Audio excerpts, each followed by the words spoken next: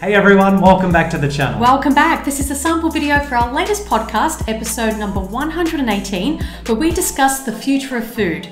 Cow milk products that are animal-free. Sounds unbelievable, and yet it's true.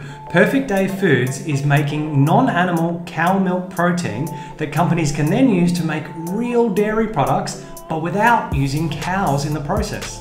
It's incredible. Not only does this have the potential to save millions of animals, but it would also have an incredibly positive impact on the environment. In this episode, we interviewed the Vice President of Corporate Communications at Perfect Day Foods, Nikki Briggs. And afterwards, we have a lengthy discussion between the two of us about so many aspects and considerations regarding this revolutionary new product. We hope you enjoyed this sample video, and if you'd like to listen to the full episode, you can join us on Patreon, which is linked in the description below this video.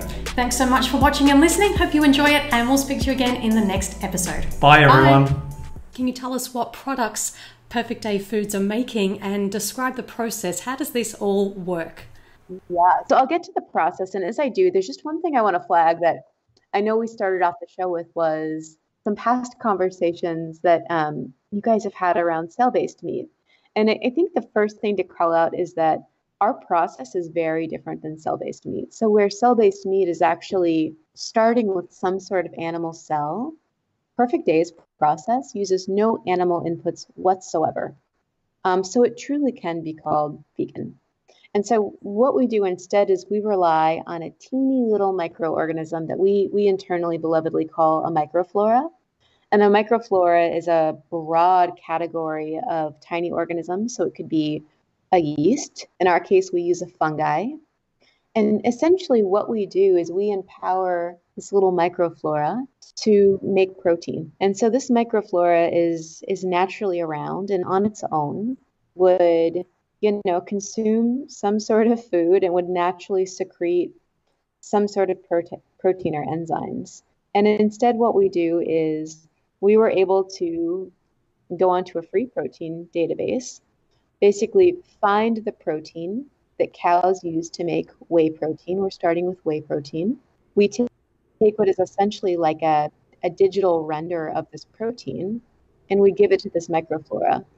So in the microflora, each sugar, we put it in a giant fermentation tank. We give it sugar and other plant-based inputs.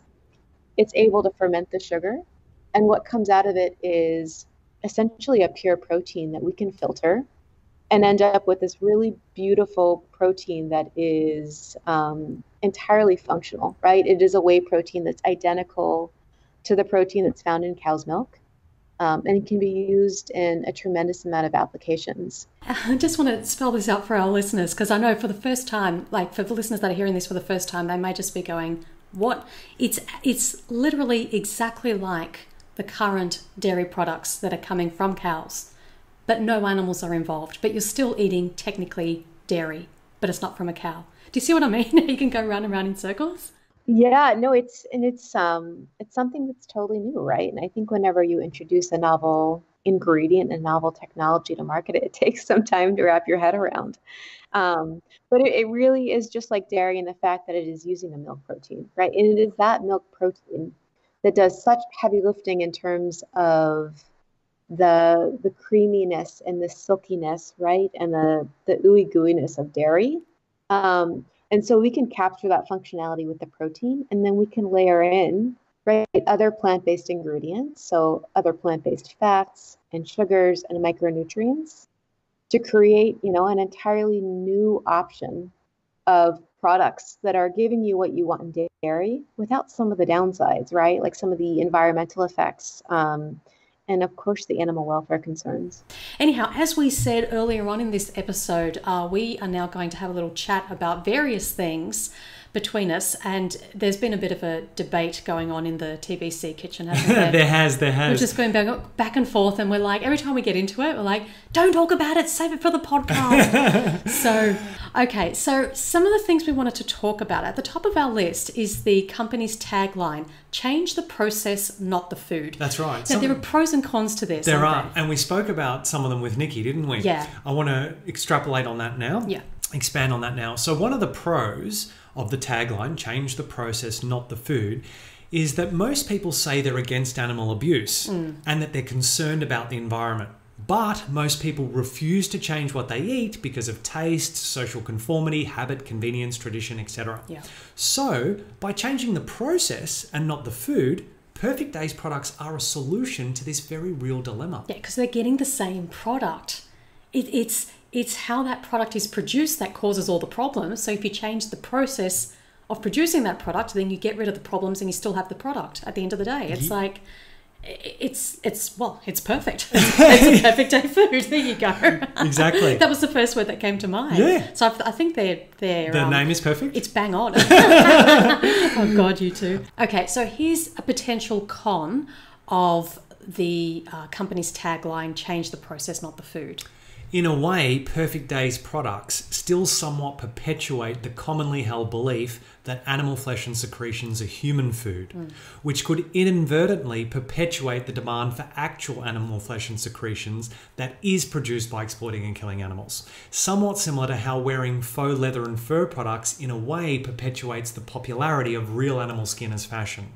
Now, I kind of agree in some ways and disagree in other ways, because some people might say, well, what about, like Beyond Meat Burger, for example, all these other vegan products, aren't they also perpetuating this idea to continue to eat animals? Yes. See? Yes. So therefore it's kind of, we've gone past that. Maybe. I guess for me, more of the con was referring to it as a food. And again, I'm looking at it from an animal rights perspective. What do we say? It's not food, it's violence. But of course there is no violence. There is no violence because the process has changed, but then it's still perpetuating this idea that what comes from a cow is a food. Which it is for baby cows. Yeah, but not for humans, but humans are going to eat it anyway. So, you see how you go round and round? And this is where I think sometimes that animal liberation activists, we have this ideal in our mind, but the practicality of it is not always going to marry up with the reality of the world we live in. The Totally reality agree. is people look at animal flesh and secretions as food. Because it's been normalised over the course of 10,000 years. And the majority of them are not going to want to change that. Because we all resist change. And the majority of people, unfortunately, don't care about animals. They say they do in some cases, but they don't really, because they don't want to change what they're eating. So what's the solution, people? Okay, have the same thing without the violence. Yeah.